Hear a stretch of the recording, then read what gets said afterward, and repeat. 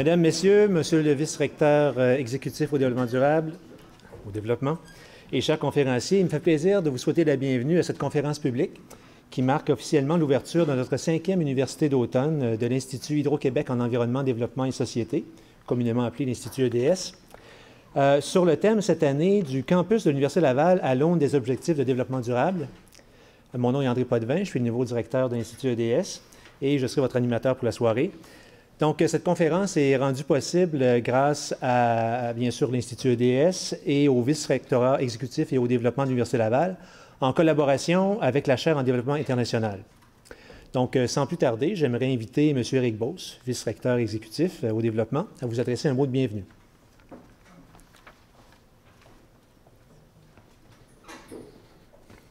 Merci beaucoup. Bonjour à tous, chers collègues. M. Fortier, bienvenue à l'Université Laval. C'est vraiment un honneur, un privilège pour moi de venir vous saluer pour l'ouverture de cette 5e édition de l'Université d'automne.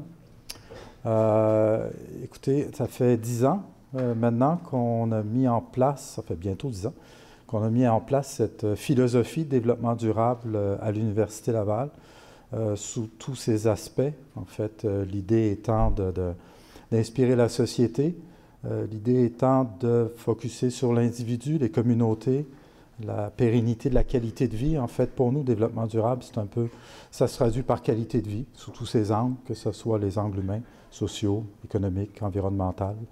Notre mission, évidemment, après 10 ans, on se dit, bon, où on en est, où on s'en va. Il y a beaucoup de choses qui ont été faites. Je pense que peut-être la chose la plus percutante, la plus pertinente qui a été faite, c'est l'engagement. C'est l'engagement de la communauté, l'engagement de nos étudiants, nos employés. J'ai plein de statistiques là-dessus, mais je ne vous assommerai pas avec ça. La mobilisation pour le développement durable à l'Université Laval, c'est une réalité. C'est une réalité parce qu'on la retrouve tant dans notre mission d'acquisition de transfert de connaissances que dans nos opérations, à tous les niveaux. Et c'est là que la communauté, finalement, se retrouve et tous les acteurs de la communauté ont un rôle à jouer à l'intérieur de ça. 10 ans plus tard, qu'est-ce qu'on veut faire avec l'Université d'automne? On voudrait regarder tout ça à travers un prisme, à travers le prisme des 17 objectifs de développement durable des Nations unies. 17 objectifs à l'intérieur duquel, bien, il y a des objectifs, il y a aussi des valeurs. On parle par exemple d'égalité. L'égalité en tant que telle, l'égalité des sexes, ça, c'est avant tout une valeur. Ce qui nous semble être important quand on parle de développement durable, c'est de positionner les valeurs en premier. Les valeurs qui sont partagées par tous et par toutes. Et à partir de ça, on parle de développement durable. Il y a plusieurs articles, j'ai vu quelques articles d'ailleurs de certains chercheurs au CNRS qui montrent un peu l'impact de ce qu'on appelle les villes durables. Mais des villes durables où, quand on ne prend pas nécessairement en considération les valeurs, notamment les valeurs d'équité, ces villes durables peuvent avoir des effets un peu pernicieux sur la qualité de vie des gens, notamment la qualité de vie des femmes avec le transport en commun, puis l'utilisation d'automobiles, les besoins de tous et chacun. Les valeurs d'équité sont fondamentales avant même de parler développement durable. Ça, c'est un des aspects. Évidemment, je suis certain que vous allez toucher à une multitude d'aspects. Donc, comment, à travers le prisme de ces 17 objectifs, qui peuvent être la qualité de l'eau potable, etc., on va arriver à projeter, à travers la mission de l'Université Laval, à travers la mission des universités, les 10 prochaines années, ou le futur, parce qu'il faut comprendre qu'on a un rôle très important, les universitaires. On a le rôle d'inspirer la société, de développer des connaissances, savoir-être, savoir-faire, et aussi, pas seulement de les développer, mais aussi de les transférer dans la société. Et les transférer dans la société, il y a différents outils. Il peut y avoir les publications, il peut y avoir les conférences, etc. Mais l'outil le plus percutant, c'est les étudiants. C'est les gens qu'on forme. C'est les 10 000 personnes qui sortent à chaque année de l'université. Et comme des abeilles, moi je suis entomologiste, alors comme des abeilles, ils s'en vont dans le monde, puis ils s'en vont contaminer notre planète de développement durable. Je vous invite à réfléchir à ça, réfléchir à la contamination de notre planète au développement durable, puis je suis convaincu que Grâce à vos réflexions, ça va nous alimenter l'institution pour aller plus loin, parce que le développement durable, c'est une philosophie et c'est formidablement un chemin qui n'a pas de fin. C'est un objectif. Merci à tous, puis je vous souhaite une très belle université d'automne.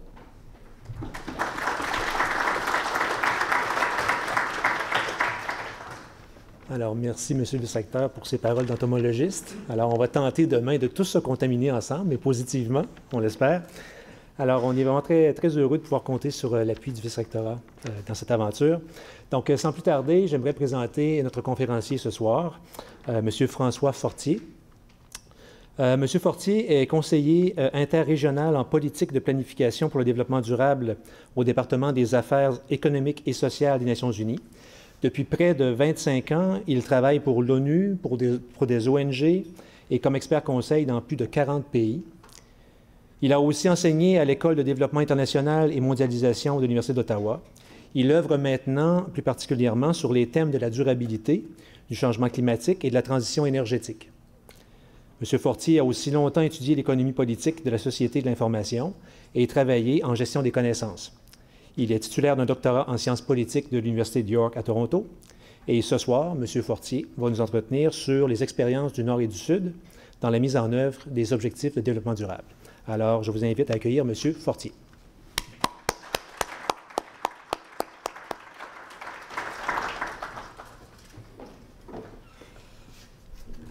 Bonsoir à tous et toutes.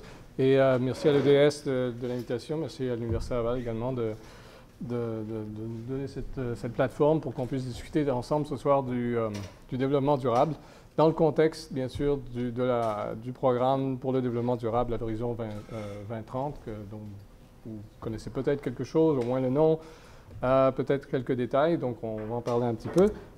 Brièvement, c'est un peu le plan de ce que je voudrais faire. On pourra l'ajuster au fur et à mesure, en fonction du temps qu'on a. Je ne voudrais pas parler beaucoup plus de 40 minutes peut-être, pour nous laisser quand même assez de temps pour la discussion, pour des questions. Je voudrais que ça soit le plus interactif possible. Donc, je voudrais voir un petit peu la problématique du développement durable dans le contexte qu'on a maintenant avec le programme à l'horizon 2030. Le contexte, les défis, bien sûr, il y a beaucoup de problèmes. Pourquoi on en arrive à ce contexte-là maintenant, après avoir parlé depuis presque 30 ans du développement durable, donc c'est pas nouveau. Bon, les objectifs, stratégies, on va voir un petit peu ça. Ou surtout la mise en œuvre, qu'est-ce que ça veut dire concrètement sur le plan international, au niveau bon, il y a l'expérience canadienne sur laquelle je n'ai pas beaucoup travaillé, je suis sûr que vous en connaissez beaucoup plus, donc on va peut-être pouvoir travailler ensemble, discuter ensemble pour comparer, voir un petit peu plus les méthodes. Si on a le temps, on pourra passer un petit peu plus vers les méthodes et puis passer à la discussion. Donc, le contexte. Le contexte, je commence souvent par parler de la convergence des crises dans lesquelles on se retrouve. Parce que on a vraiment, bon, je suis sûr que vous êtes ici, donc vous êtes intéressé par la question du développement durable, vous êtes au courant également un peu de ce contexte-là, je ne vais pas m'éterniser, mais on a au moins 3 aspects, les 3 dimensions du développement durable, comme vous les connaissez, le social, l'environnemental et l'économique. On retrouve une série de crises dans chacune de ces dimensions-là qui s'exacerbent de façon quand même assez importante depuis quelques années. C'est vrai dans le social, et ça, c'est de l'exacerbation arrive maintenant, sauf que les crises elles-mêmes sont là depuis très longtemps. Le modèle de développement qu'on a eu dans l'après-Deuxième Guerre mondiale, il a très bien fonctionné pour pour une trentaine d'années. Après ça, ça a commencé à se gâter pour un peu tout le monde. Là, il y a eu des crises successives qui se sont associées à ça. Il y a encore, évidemment, il y a eu à travers ce processus-là, il restait encore beaucoup d'exclusions. Donc, il y a eu des crises au niveau national, mais au niveau de plusieurs secteurs également. On l'a vu à partir de la période néolibérale dans les années 80 également. Ça a commencé à s'exacerber, beaucoup d'exploitation qui est restée également. Il y a des problèmes qui sont là depuis très longtemps, qui ne sont pas résolus, qui continuent, et encore un 7e au moins de la population mondiale qui vit dans l'insécurité alimentaire. La crise de l'eau, qui, comme on va le voir, se combine avec d'autres crises qui s'accélèrent également, qui est liée bien sûr à la crise alimentaire, à la production alimentaire, où là on voit on l'a vu déjà avec quelques variations de certains intrants en 2008, ça a créé des effets très négatifs sur la sécurité alimentaire, la sécurité de l'eau pour beaucoup de groupes. Au niveau de la sûreté, là aussi, la sécurité personnelle, si vous voulez, on le voit dans les crises de migration maintenant, qui sont en train de s'exacerber. Donc, au niveau social, donc une convergence de crises, une exacerbation de crises dont certaines d'entre elles sont là depuis très longtemps. Donc, ça ne s'est pas amélioré. Au niveau économique, on voit aussi que le capitalisme contemporain arrive à certaines limites. La crise de 2008, bien sûr, qui elle-même a résulté de l'accumulation des dettes souveraines, des dettes individuelles, personnelles également, qui n'est pas tout à fait résolu, en fait, loin de là, qui continue dans une espèce de morosité, de continuité de crise qui n'arrive pas à redémarrer. Donc, et surtout, ça, on le voit très bien, l'aspect le plus aigu de cette crise-là, ce sont les inégalités qui, elles, ont augmenté de façon faramineuse depuis 20 ans, qui ont été, bien sûr, le résultat des politiques néolibérales qui ont permis à une accumulation de richesses extraordinaires au sommet et qui apporte des problèmes, des dynamiques de crise tant économique que sociale, bien sûr, en même temps. Tout ça jumelé dans l'économie également, un impact vraiment important pour l'économie, c'est au niveau de l'énergie. On a depuis longtemps parlé du pic pétrolier qui venait, qui ne vient plus, qui continue de venir, on ne sait pas trop. On a vu un plateau sur la production, en tout cas traditionnelle, depuis 2005. On commence à voir que finalement, c'est peut-être moins une crise d'offres qu'une crise de demande, alors qu'il y a la transition énergétique qui commence, où il y a une diminution, une stabilisation de la demande, tout ça. Donc, mais le résultat, c'est que ça nous met dans une situation où le facteur énergie dans la production économique est beaucoup moins facile pour nous de le saisir et de le prévoir. Donc, de toute façon, ça crée une crise économique, que ce soit par un pic d'offres, certainement un pic d'offres classique, ça, il n'y a aucun doute, mais avec les fractures hydrauliques, etc., on arrive à squeezer un petit peu plus. Donc, on ressort du gaz et de l'huile pour encore peut-être 10 ans, 15 ans, mais ça ne règle pas le problème. Alors, on se retrouve quand même dans une situation où il y a une crise énergétique. Le résultat est que l'énergie conventionnelle n'est plus le moteur qu'il était pour l'économie. Donc, un problème à ce niveau-là également. Troisième aspect de ces convergences, bien sûr, c'est l'écologie. Et là, on le voit très bien, si on utilise le concept des limites planétaires, on voit très bien qu'il y a au moins 3 de ces limites-là qui ont été dépassées de façon très claire. Le changement climatique, les cycles biochimiques, les oxydes d'azote et phosphate, entre autres, et la biodiversité. Et ça, c'est les 3 qui ont été dépassés. Il y en a d'autres qui sont en très mauvaise situation, l'acidification océanique, l'usage des sols, etc. Donc, on constate, et la problématique, bien sûr, avec l'environnement, contrairement, avec le social, avec l'économie, on peut changer nos politiques, on peut s'adapter, il y a des crises, il y a de la résistance, il y a des révolutions, il y a toutes sortes de choses qui se passent. Avec l'écologie, on ne peut pas négocier. Hein? On se retrouve en face des lois de la thermodynamique, et puis voilà, l'environnement n'est pas intéressé à négocier avec nous. Hein? George Bush, le père, avait dit en 92 que le style de vie américain n'était pas négociable. Je suis désolé, la seule chose qui n'est pas négociable, ce sont les lois de la thermodynamique. Le reste, ça se négocie. Donc, on se retrouve avec cette convergence dans les 3 sphères du développement durable, une convergence de crise, et c'est le contexte qui a forcé les États, qui a forcé les intervenants du développement. Et quand je dis développement ici, c'est plutôt dans le concept général de développement, où qu'est-ce qu'on fait avec nos sociétés, c'est pas seulement le développement comme on entend le développement international de façon plus étroite, mais la perspective de ce que le développement peut être de façon beaucoup plus large.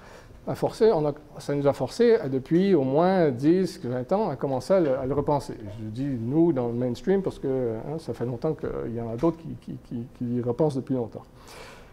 Donc, il faut il fallait commencer à penser à un plan B et réviser ce modèle en crise. Donc, passer, évidemment, l'élément central, c'est de repenser à comment on produit et consomme les biens et services qui font les richesses de notre société. Tout passe par cette production et cette consommation. C'est un peu notre système d'interaction avec l'environnement dans lequel nous sommes, avec lequel on va puiser des ressources et rejeter des déchets. Essentiellement, les deux grands domaines où on doit repenser cette interaction ou avec lesquels on aura un impact énorme, c'est la transition énergétique dont tout le monde parle, on voit, on va passer des énergies fossiles aux renouvelables, il y en a qui résistent, il y en a qui veulent avancer, mais bon, on sent intuitivement que c'est vraiment, pas juste intuitivement, les statistiques sont là pour le démontrer, que c'est vraiment un secteur où il y a un impact énorme qui peut être déployé de façon assez rapide. Il y a l'agriculture durable également. Il y a même si on utilise l'énergie au niveau de la production industrielle, les transports, les bâtiments, il y a l'agriculture, non seulement l'agriculture, mais la production alimentaire, pour donner un exemple, constitue la production et la distribution alimentaire, enfin, toutes nos activités concernant notre alimentation représentent 40 à 45% de notre empreinte en gaz à effet de serre.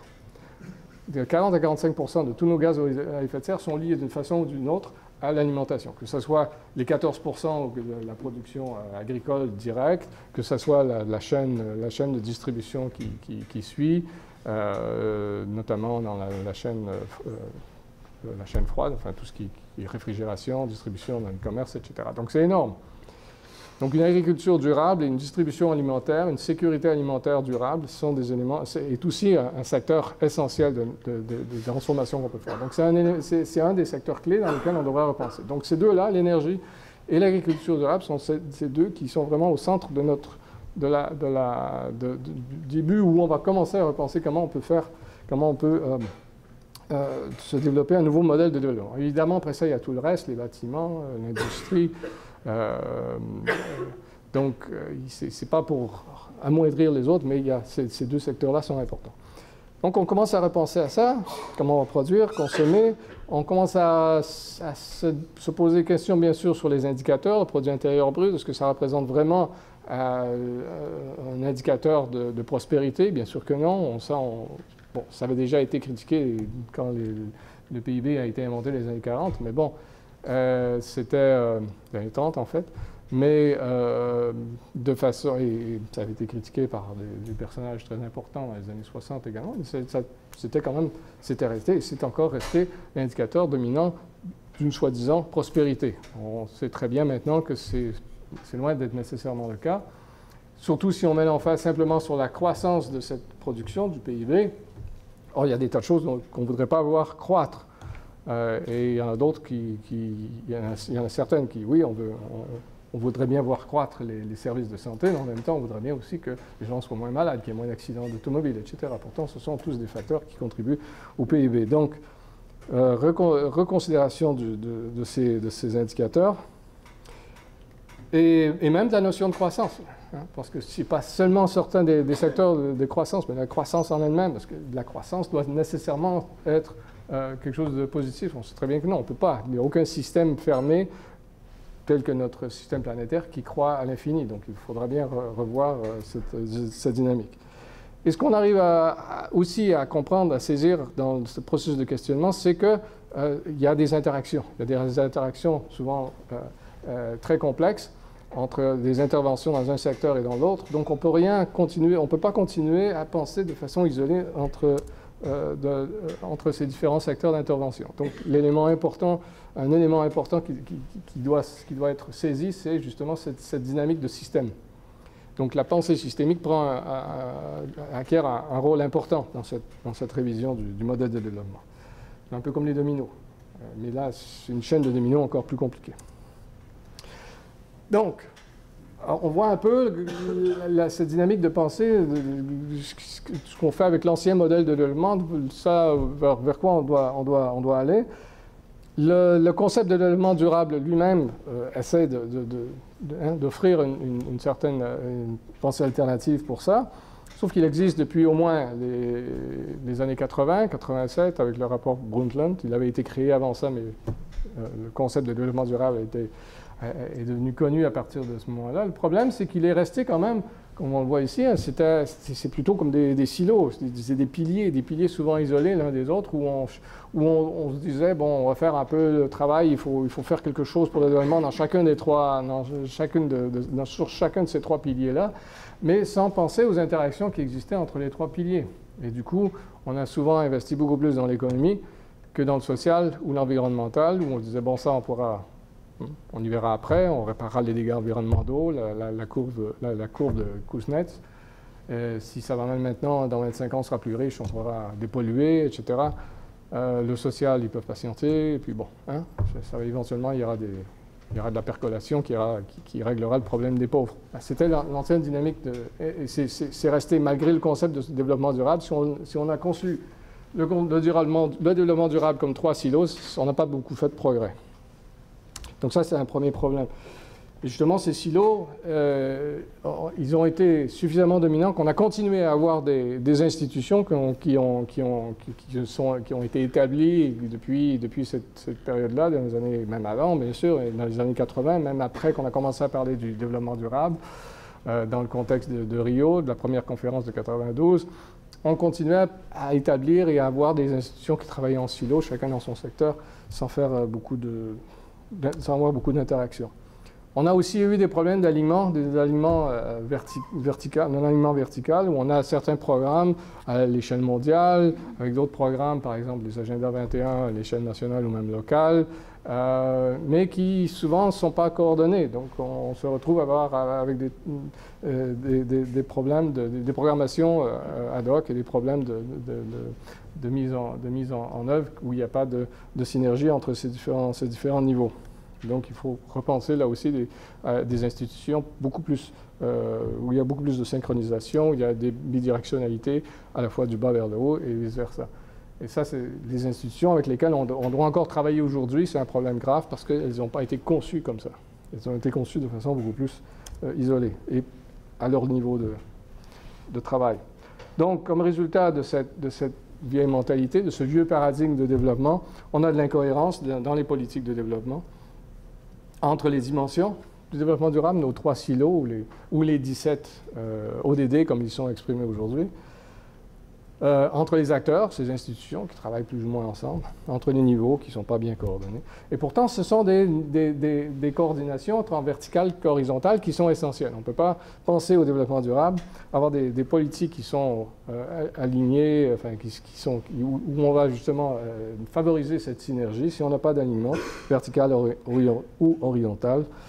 Que ce soit au niveau des politiques, que ce soit au niveau des programmes, des activités, et bien sûr des institutions qui vont supporter ces activités. Il y a d'autres difficultés avec l'ancien paradigme et avec la transition de l'ancien paradigme vers le développement durable. Il y a la participation des parties prenantes, l'engagement dont on a parlé en introduction justement, un engagement qui est essentiel pour au moins deux raisons. D'abord, que les connaissances parce que tous les partenaires, ils ne sont pas encore nécessairement des partenaires, mais toutes les parties prenantes ont des connaissances différentes. Hein, un groupe d'Autochtones dans une certaine région va avoir un certain bagage de connaissances d'une situation de développement que personne d'autre ne peut avoir. Donc, leur connaissance est importante à apporter à une discussion sur quel modèle de développement on peut avoir. Et c'est important, bien sûr, pour les intérêts. La connaissance, l'intérêt, c'est-à-dire défendre leurs propres intérêts, défendre leurs propres positions. Les intérêts d'un groupe ne sont jamais bien défendus par un autre groupe. Donc, chacun des partenaires doit pouvoir être impliqué dans des processus décisionnels. Ça, c'est un. L'universalité, c'est un autre. C'est-à-dire qu'on a commencé à se rendre compte, à travers ce processus de réflexion sur le nouveau paradigme de développement, que ce n'était plus une question comme les OMD, les objectifs pour le millénaire du développement, c'était une question des pays en développement. Et ça, si le Canada était impliqué, si la Belgique était impliquée, l'Allemagne, c'était comme donateur. Et le développement, c'était un problème des autres. Or, dans le contexte du nouveau paradigme, on commence à se rendre compte que ce n'est pas un problème des autres. En fait, c'est un problème des pays riches, des pays de l'OCDE, autant, sinon même plus, que les pays soi-disant en développement. Puisque les pays riches ont, depuis encore beaucoup plus longtemps, investi dans des infrastructures, investi dans un modèle de développement pour lequel on se rend compte maintenant qu'il ne fonctionne plus. Donc, l'investissement peut être encore beaucoup plus difficile, ça peut devenir beaucoup plus difficile de faire marche arrière ou de changer de cap. Donc, l'universalité, un concept très important dans ce développement d'un nouveau paradigme de développement. Rapidement, sur la question des capacités, il y a aussi des questions où ça peut être, les capacités d'intervenir peuvent être souvent inadéquates, pas dans le sens où on n'en a pas. Il y a cette espèce de vieille mentalité coloniale où il n'y a pas de capacité dans les pays du tiers-monde, ce qui, avec l'expérience que j'ai eue, c'est tout à fait faux. Il y a énormément de capacités. Mais le problème des capacités là-bas, comme ici, c'est souvent que ce sont des capacités qui n'ont pas évolué suffisamment rapidement avec le nouveau contexte. Le nouveau contexte de cette pensée justement systémique qui est un aspect important de ce qu'on doit pouvoir avoir comme capacité d'analyse et d'intervention. Et ça, c'est une lacune universelle également, pas seulement dans certains pays. Les budgets favorables également au développement durable. C'est pas, souvent, il y a des ressources, mais elles peuvent être investies au mauvais endroit, ou difficiles bien sûr à refocaliser. Et la question d'imputabilité, c'est important dans la mesure où, ici, c'est crucial de voir qu'on doit avoir une imputabilité, une reddition de comptes qui se fasse non seulement aux populations d'un État, ce qui est déjà suffisamment difficile dans beaucoup de contextes, mais également parmi les États entre eux et aussi, par exemple, à toutes les organisations, les intervenants multilatéraux. L'imputabilité des Nations Unies, c'est pas toujours évident. Donc, il y a aussi, au niveau de ces institutions-là, au niveau des agents, des intervenants au niveau du secteur privé et de la société civile, on a souvent eu des mécanismes d'imputabilité qui étaient très, très limités. Donc, c'est très important de pouvoir y réfléchir. C'est vrai pour toutes ces parties prenantes, et c'est vrai aussi même à travers les générations, parce que ça, c'est un concept qui s'est développé à peine depuis une dizaine d'années, c'est-à-dire comment on peut avoir de l'imputabilité intergénérationnelle pour s'assurer que ce qu'on fait maintenant, on va aussi être imputable, et donc on pourra faire des redditions de comptes pour les prochaines générations. Et un dernier élément de ce contexte, c'est l'élément de pouvoir. L'élément de pouvoir qui est souvent beaucoup moins discuté. Le reste, on l'a vu venir depuis quelques années, ça a été débattu, et on va voir comment c'est venu s'inscrire dans le programme du développement durable à l'horizon 2030. Donc tout ça, c'est apparu. Mais un truc qui est encore resté très, très faible, c'est la question de pouvoir, qui demeure un tabou. Et je m'explique un peu là-dessus. C'est que sur la question du développement durable, on connaît à peu près quels sont les problèmes. Bon, il y a toujours un petit peu de recherche à faire pour comprendre un peu mieux, par exemple, au niveau du changement climatique, il y a certaines dynamiques, des points de bascule qu'on ne comprend pas tout à fait bien, il y a des problèmes d'inertie des écosystèmes, il y a plein de choses qu'on pourra continuer à étudier davantage. Donc on comprend bien les problèmes, on comprend assez bien les solutions également. J'ai mentionné deux secteurs, la transition énergétique, l'agriculture durable. On sait là aussi 90% des choses qu'on pourrait commencer à faire très rapidement, on le sait. Évidemment, il y a d'autres technologies qu'on pourrait développer qui rendraient la vie facile, bien sûr, mais il y a des tas de choses qu'on pourrait commencer à faire maintenant et qu'on ne fait pourtant pas. Et le problème qui reste, c'est la politique. Et c'est là qu'est le gros problème. C'est là que, malgré tout ce qu'on connaît, tout ce qu'on aurait comme solution, il y a beaucoup trop peu de choses qui changent à cause de cette dynamique politique, en fait, une dynamique d'économie politique, où là, il y a des intérêts qui sont bien investis, qui sont bien établis dans le statu quo. Il y en a d'autres qui voudraient bien changer, mais qui sont encore très peu, qui sont beaucoup moins dominantes que ces autres pouvoirs. Évidemment, l'exemple typique, c'est l'énergie fossile, où là, on a le plus grand secteur économique au monde qui est établi sur un pouvoir politique énorme. Et donc, il y a toute cette dynamique d'économie politique très bien établie. Ou encore, ce phénomène, la soi-disant volonté politique, combien de discours se terminent en se disant, voilà, on a mis toutes les conditions en place, maintenant tout ce qui nous manque, c'est la volonté politique. Ben oui, mais qu'est-ce qui fait qu'une volonté politique se matérialise ou pas? C'est ça la question. Alors, si on s'arrête à se poser, ou à faire le constat que tout ce qui nous manque maintenant, c'est la volonté politique, ben, on n'a pas avancé. On est encore au même problème. Donc, c'est l'éléphant proverbial dans le salon. Donc, il faut pouvoir, justement, reconnaître le pouvoir dans l'analyse des conflits, des compromis, des alliances qui s'établissent, toute cette dynamique d'économie politique dans le domaine du développement, et dans les stratégies de changement des politiques qu'on voudra établir dans ce nouveau paradigme. Voilà. Donc, c'est le contexte. Et qu'est-ce qui arrive dans ce contexte où on a commencé à se poser des questions, il y a eu des tas de débats, il y a eu les OMD, les objectifs pour le millénaire du développement de 2000 à 2015, il y a ce qui est venu après le soi-disant post-2015, toutes les discussions qui ont eu depuis 4-5 ans, qui ont mené en 2015 à l'adoption donc du programme de développement durable pour l'horizon 2030.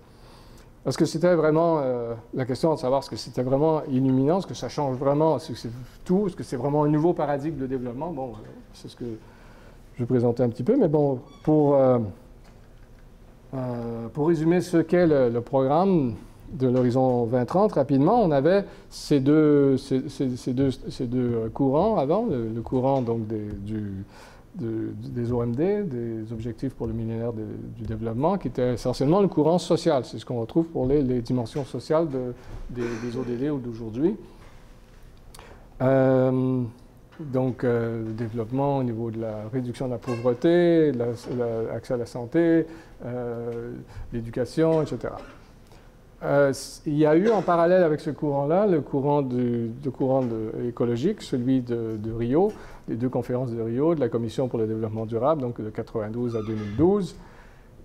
Et ces deux-là ont continué en parallèle, justement, encore là, confirmant la situation de silo qu'on a retrouvée, dont je parlais tout à l'heure, où on avait des intervenants qui s'intéressaient à l'environnement, avec les différentes conventions de Rio, sur la désertification, sur la biodiversité, sur le changement climatique, bien sûr, et les agendas 21, et finalement, qui ont fait leur truc d'un côté, et puis de l'autre côté, les OMD, bon, mais sans être intégrés. Donc là, les problèmes, les questions dont je parlais tout à l'heure, on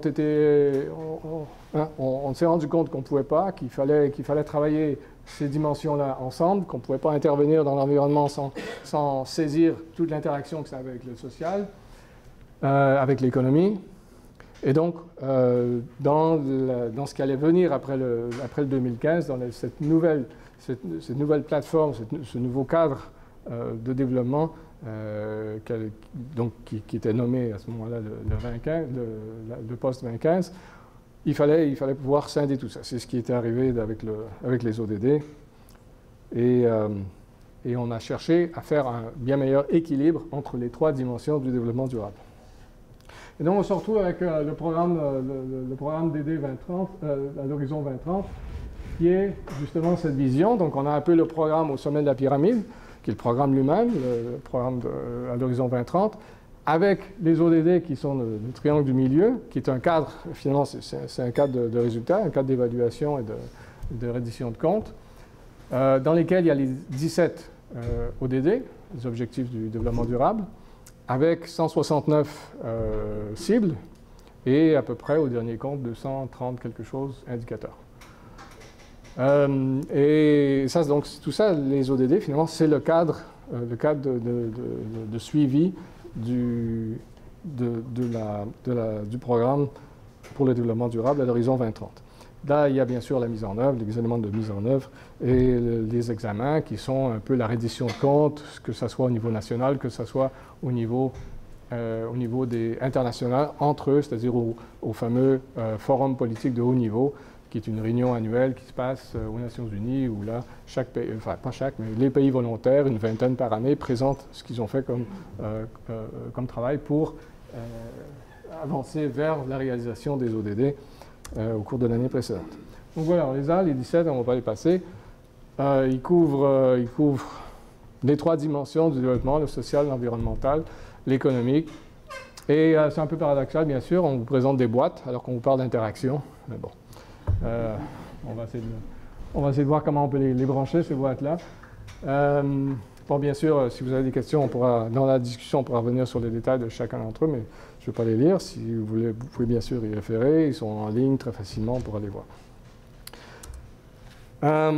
Donc, bien sûr, pour arriver à ça, pour faire cette transition vers ce nouveau, soi-disant, paradigme de développement, il y a des changements normatifs importants à faire. Redéfinir le développement, c'est-à-dire d'un processus, comme je disais tout à l'heure, bien ancré dans la croissance sous l'ancien paradigme, vers des finalités de ce qu'on appelle le développement. Donc, non pas simplement croître pour le plaisir de croître, mais plutôt chercher des objectifs comme le bien vivre, hein, le bien vivre des Latino-Américains, des Andes. Dans ce concept-là, la justice sociale, l'équilibre écosystémique, ce sont des objectifs et non pas simplement un processus de croissance. Et ça veut dire qu'on pourrait atteindre ces objectifs-là de façon très différente, pas simplement par une croissance irréfléchie et automatique. Il faut faire des changements au niveau des politiques, c'est-à-dire qu'on passe du court terme au long terme. Et ça, c'est facile à dire, c'est loin d'être évident à exécuter dans des contextes politiques qui ont le nez bien ancré, bien penché dans les prochaines 4 années. C'est souvent le problème qu'on retrouve avec les démocraties libérales. Il y a certains pays qui arrivent à les surmonter, il y a des institutions qui arrivent à s'ancrer au-delà de ces cycles politiques, et c'est important de pouvoir le faire, mais c'est un défi. Il faut bien sûr mesurer le progrès au-delà du PIB, j'en ai parlé tout à l'heure, et à l'intérieur des limites planétaires. Donc il faut reconnaître qu'il y a des limites. C'est un discours, bien sûr, sur le plan environnemental qui a été bien établi, qui est bien documenté, etc. On a les limites planétaires qui sont très bien développées comme concept, mais il faut pouvoir aussi intégrer ce discours-là dans ce nouveau paradigme de développement, et c'est donc une transformation de valeur, comme on citait tout à l'heure. Donc on se retrouve avec cette transformation paradigmatique, ou en tout cas on essaye, où il y a des changements d'objectifs. On veut libérer l'imaginaire de ces prisons que sont les trois silos et de pouvoir permettre une interaction tridimensionnelle entre les trois dimensions ou les 16, parce que le 17e ODD, c'est en fait un ODD de mise en œuvre, donc il y a 16 ODD thématiques où on peut couper le gâteau, bien sûr, de façon très différente, mais bon, c'est comme ça que les États membres des Nations Unies ont décidé de le faire en adoptant la résolution de l'an dernier sur l'horizon 2030. Donc on peut très bien travailler avec. Mais essentiellement, ce sont les 3 dimensions du développement durable. Ça implique des changements de méthode, bien sûr, l'intégration entre ces dimensions-là. Il va falloir faire de la transversalisation. C'est bien facile de dire qu'on va faire des liens, tirer des traits entre les points, mais lorsqu'on arrive à faire des politiques concrètes, c'est loin d'être évident. Ça prend des stratégies, il faut travailler entre différents niveaux, il faut mettre des institutions qui vont se coordonner entre elles également. Je l'ai mentionné tout à l'heure, c'est loin d'être évident lorsque des institutions, des ministères, à l'intérieur de différents départements, à l'intérieur des municipalités ou à l'intérieur des Nations Unies ou de toute autre institution ont été établis, ils ont des intérêts institutionnels de reproduction, etc. C'est extrêmement difficile de les faire travailler ensemble alors qu'ils doivent se faire de la compétition sur des ressources, sur du prestige politique, etc. Donc, c'est l'histoire de l'humanité qui se reproduit, c'est loin d'être évident. Engagement de toutes les parties prenantes, encore là, je répète ce que j'ai dit auparavant, mais c'est important, on ne pourra pas arriver d'abord à comprendre une situation et à représenter tous les intérêts de toutes les parties prenantes sans avoir d'engagement réel. Donc ça, c'est central, cet engagement politique, cette place politique qu'on doit créer à l'intérieur de ce nouveau paradigme de développement est un élément essentiel. Et l'imputabilité qui s'assure bien sûr qu'il y a une reddition de comptes tout au cours du processus et une vérification de ces mises en œuvre par les autres acteurs. Donc, est-ce que tout ça, cette transformation-là, est-ce que c'est vraiment un pas de géant? Est-ce qu'on a fait une avancée importante avec l'adoption de l'horizon 2030 depuis 1 an maintenant? De façon, oui et non. C'est-à-dire que non, bien sûr, parce que le développement durable, comme j'ai dit tout à l'heure, existe depuis au moins une trentaine d'années. Depuis les années 80, le concept est très clair. a été utilisé dans le secteur du développement, donc ce n'est pas très nouveau à ce niveau-là. Brundtland l'avait mentionné explicitement. Par contre, bon, ça c'est déjà 30 ans, ça existe aussi depuis au moins un siècle dans ce concept de circularité métabolique qui avait déjà été développé au 19e siècle. John Bellamy Foster, lui, le voit dans les textes de Marx, donc déjà ça fait longtemps. Et bien sûr, les peuples autochtones, certains d'entre eux qui sont là depuis des milliers d'années, ils sont là parce qu'ils ont été durables, ils ont eu des pratiques durables, ils l'ont reconnu dans leur discours, dans leur analyse, dans leur vision ontologique de l'univers, avec des rapports souvent très proches de ce qu'on définit comme le développement durable aujourd'hui. Donc, ce n'est pas très nouveau à ce niveau-là. Ce qui est nouveau, par contre, c'est une reconnaissance de ce concept d'intégration, de ce concept d'indivisibilité du développement au niveau de l'intergouvernemental, au niveau des Nations Unies, au niveau de l'OCDE, au niveau de l'Union européenne. On l'a vu se développer, ça a été vraiment une avancée importante. Et l'adoption de la résolution de septembre de l'an dernier, 2015, sur le programme à l'horizon 2030, est cette manifestation-là d'une avancée importante. Donc, et bien sûr, ça entraîne des politiques au niveau national. C'est-à-dire que les États membres, les 193 États membres des Nations Unies se sont mis d'accord. Au fait, on dit souvent que c'est le programme des Nations Unies. En fait, c'est le programme des nations qui sont unies aux Nations Unies. Mais ce n'est pas le secrétariat des Nations Unies qui a fait le programme. Ce sont les États membres. Donc, c'est un programme des États membres. Ils l'ont adopté. Et ça a des implications parce que là, ils l'ont adopté ensemble. Ils se disent, voilà, ça, c'est nos objectifs pour les prochaines 15 années. On va essayer de se rendre vers là en 2030. Et ça veut dire donc qu'ils ont commencé à adopter des programmes au niveau national. Et donc, ça transforme les politiques et les politiques sont importantes. Souvent, on est découragé de voir où les politiques ne changent pas suffisamment rapidement ou alors ils n'ont pas vraiment d'impact. Ce n'est pas toujours le cas. Les politiques de transformation énergétique de l'Allemagne et de la Chine ont vraiment eu des impacts énormes sur l'Allemagne qui est en train de transformer l'Allemagne, et la Chine qui n'est pas encore transformée, mais qui, dans le processus, est tellement large, a tellement d'impact sur les marchés, que ces deux pays-là, à eux seuls, ont créé des nouveaux marchés pour tout ce qui est, des technologies de production énergétique solaire et éolienne.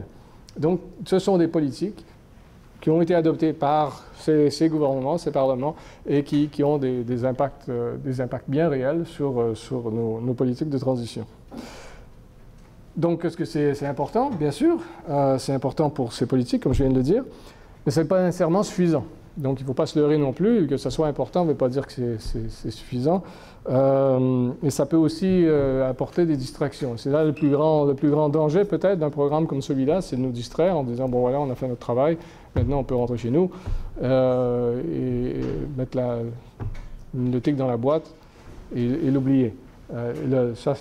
Évidemment, c'est le danger de la distraction, de dire que ça a été suffisant, alors qu'on sait très bien que ce soit dans le cadre du programme de l'Horizon 2030, que les objectifs dans les trois dimensions ne sont pas suffisants. Les transformations économiques sociales ne sont pas suffisantes. Environnementales sont très loin d'être suffisantes.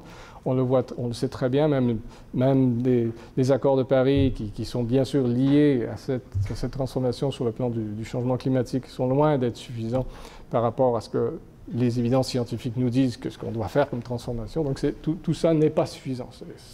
C'est positif, c'est un pas dans la bonne direction. Ça peut aussi être négatif si ça devient une distraction, mais évitons la distraction. Profitons du fait qu'on a fait un pas paradigmatique, un pas dans le discours du développement dans la bonne direction et continuons de travailler avec ça. C'est ce que j'essaie de vous dire. Bon, la mise en œuvre, et le temps passe vite, donc je ne vais pas m'éterniser. La mobilisation des parties prenantes face aux objectifs de développement durable. Bien sûr, sensibiliser ces parties prenantes-là est très important, donc c'est toujours une première étape, faire mieux connaître les objectifs et pourquoi on parle de politique intégrée, par exemple. Donc de mettre en place des mécanismes de collaboration entre les parties prenantes, c'est crucial, parce qu'on ne va pas arriver à avoir justement cette collection de défense d'intérêts et de connaissances partagées si on n'a pas des mécanismes qui les facilitent. L'infusion des ODD aux plans nationaux. Et ça, là aussi, bon, ça dépend de chaque pays. Il y en a qui ont des plans quinquennaux de développement qui sont très clairs et qui vont simplement adopter les cadres de suivi des ODD à l'intérieur de ces plans nationaux, c'est évident. Il y en a d'autres où ils n'ont pas vraiment de plans nationaux. Bon, le Canada est un exemple. Qu'est-ce qu'on fait alors pour intégrer les ODD? Ce n'est pas toujours aussi évident. Comme je disais tout à l'heure, c'est bien beau de parler d'intégration, mais ça veut dire quoi faire des politiques intégrées si on a un ministère de l'énergie qui a toujours fait ses politiques en isolation des autres, qui ne s'est jamais intéressé aux impacts que ça pouvait avoir sur la santé publique ou que ça pouvait avoir sur les ressources hydriques ou sur le genre ou sur la consommation et la production durable. Ça crée toutes sortes de dynamiques qu'il faut pouvoir d'abord comprendre quels sont ces impacts. Si on a une politique énergétique, quel sera l'impact sur, d'une part, bon, ça, on a commencé à le faire sur le changement climatique, mais quel sera l'impact aussi sur l'irrigation dans certains pays, qui est important, parce qu'on ne pourra pas faire les deux, ou il faudra se partager un peu les deux, etc. Donc, il y a toutes ces dynamiques-là, et une fois qu'on aura compris les dynamiques de l'impact de ces politiques, comment on fera pour mettre les institutions pour qu'elles puissent travailler ensemble? Le ministère des Ressources hydriques, le ministère de l'Énergie, de l'Industrie, le ministère du Plan, on commence à avoir des tas d'acteurs qui ne sont pas habitués de se parler. Et ça, c'est un gros défi. Donc, faciliter la coopération au-delà des silos, la localisation, comment on va porter tout ça d'un niveau national à un niveau local, municipal, et vice-versa, parce que souvent on commence au niveau municipal. Il y a des tas de municipalités qui, pour elles, au niveau municipal c'est beaucoup plus organique. On a l'habitude de travailler de façon beaucoup plus intégrée parce que ce sont souvent les mêmes équipes qui font un peu une partie du même travail. Donc, c'est souvent à ce niveau-là qu'on va pouvoir commencer le travail d'intégration et un travail commun qu'on pourra porter au niveau national. Donc, ce n'est pas nécessairement du top-down. Encore là, il faut voir les deux directions, comme je l'ai mentionné plus tôt. Suivi, évaluation, communication, tout ça, c'est des éléments importants de la mise en œuvre. Quelques exemples de pays où on a commencé à faire ça. Des exemples de pays qui sont très enthousiastes, qui ont saisi tout de suite l'importance que ça pouvait avoir. Bon, il y a les suspects usuels. Hein. Le Costa Rica qui avait travaillé sur le plan, qui était enthousiaste avec la question environnementale depuis très longtemps, ont tout de suite saisi. D'ailleurs, ils ont beaucoup appuyé le processus de développement du programme dans l'horizon 2030. D'autres un peu moins habituels, Honduras, qui a beaucoup d'autres problèmes, et pourtant qui ont vu qu'ils pouvaient utiliser la plateforme 2030 pour faire face à plusieurs de ces problèmes. Togo, Vietnam, j'en nomme quelques-uns avec lesquels on a travaillé. La fusion des plans, de façon intéressante, plusieurs pays de l'OCDE, donc plusieurs pays de l'OCDE qui ont commencé à reconnaître que oui, c'est un problème pour eux également. C'est un défi pour eux également. Le développement durable n'est plus une question de développement des pays du tiers-monde. C'est une question universelle. Ça, c'est très important. Donc la Belgique, on a vu, l'Allemagne était là-dedans aussi, vous pouvez voir en bas, où il y a des efforts importants qui sont faits, et quelques-uns d'autres pays. Peut-être on pourra en discuter d'autres si vous avez en discuté davantage dans la période de questions, si vous en avez sur certains de ces pays ou d'autres avec lesquels on a pu travailler. Ça se passe également au niveau sectoriel, ce qui est important de constater. Hein. Il y a des secteurs d'intervention. Ici, j'en ai un qui a été fait tout récemment au niveau du design et de l'architecture, où il y a ce manifeste d'Oslo qui a été adopté il y a à peine 2 mois et qui prend comme cadre d'intervention le programme l'Horizon 2030 et ses ODD pour se dire comment on peut, nous, comme architectes ou designers, comment on peut travailler pour faciliter la mise en œuvre de l'agenda. Et c'est vrai avec plusieurs autres secteurs, il y a plusieurs de ces activités qui sont en train de se faire. Et c'est bien sûr quelque chose qui concerne les universités, les universitaires. Et c'est un pays, par exemple, comme l'île Maurice, s'est intéressé à cette dynamique-là depuis plusieurs années. Déjà, il essaie de voir comment toute son éducation tertiaire va s'adapter, se reformuler ou intégrer, ce serait mieux de le présenter comme ça, intégrer la plateforme et les ODD à travers ses activités. L'effort canadien, très rapidement, bon, comme je vous l'ai dit, je ne suis pas un spécialiste sur le Canada, la plupart des interventions que j'ai faites sont avec d'autres pays, mais j'ai passé, bien sûr, rapidement, je me suis intéressé à la stratégie fédérale de développement durable pour voir un peu comment ça s'était fait, j'ai pu constater qu'effectivement, il y a eu beaucoup de consultations publiques qui se sont tenues. Il y a une approche explicite de pan gouvernemental, c'est-à-dire, bien sûr, on essaie de voir comment on va pouvoir travailler avec tous les intervenants ensemble, pas simplement les faire participer à un point ponctuel, mais les faire travailler ensemble au développement. Plusieurs des objectifs des ODD ont été explicitement mentionnés, sont considérés dans la stratégie. 13, c'est le changement climatique. Le 8 sur l'emploi durable. Le 9, l'infrastructure. 7, c'est l'énergie. 14, ce sont les environnements marins.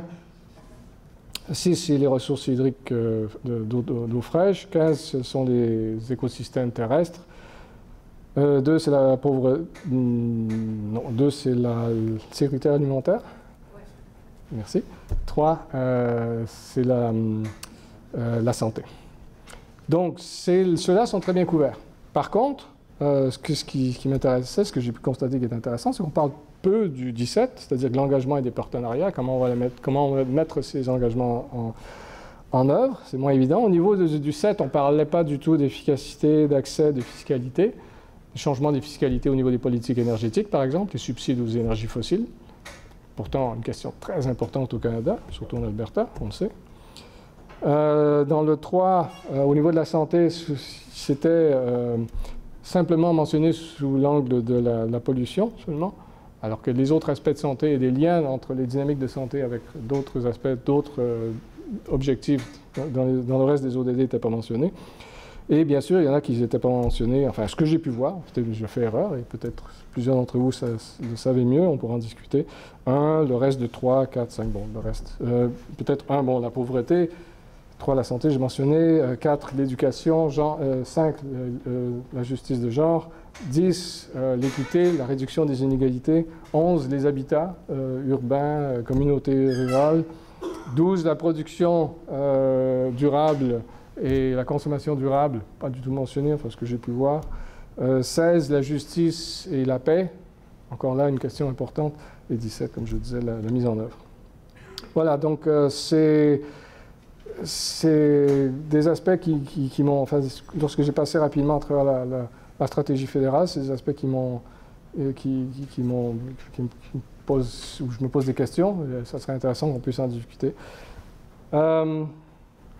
Bon, écoutez, ici, concrètement, ce qu'on essaie de faire, plusieurs intervenants, que ce soit aux Nations Unies ou ailleurs, c'est de faciliter, là, je vais passer rapidement la liste, vraiment, ça répète plusieurs des aspects que j'ai déjà dit, c'est de faciliter l'engagement des parties prenantes pour donner la parole à tout le monde, pour représenter leurs perspectives, négocier les priorités parce que c'est jamais très clair.